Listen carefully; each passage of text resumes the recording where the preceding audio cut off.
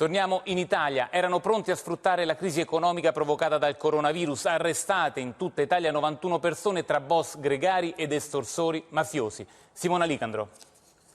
La pandemia è l'ennesima occasione di business per le cosche siciliane che fanno affari al nord. Il clan del rione Acquasanta di Palermo si è dato da fare durante l'emergenza ed era pronto a sfruttare la crisi puntando sull'usura per poi rilevare le aziende in difficoltà con le buone o con le cattive.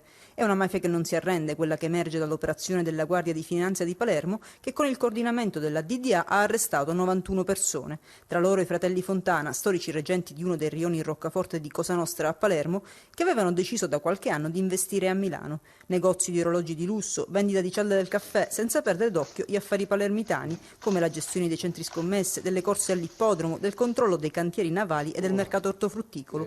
E avevano già fiutato l'ennesimo business, quello del Covid-19. Quando si va da un imprenditore, che sia del sud o che sia del nord, poco cambia purtroppo in questo periodo, e gli si dice guarda che noi operiamo in contanti, ci si rende tutti quanti conto della pericolosità per la legalità del mercato, della concorrenza e della libera impresa e della corretta attività di impresa di questo tipo di interventi. Sulle scarcerazioni avvenute nelle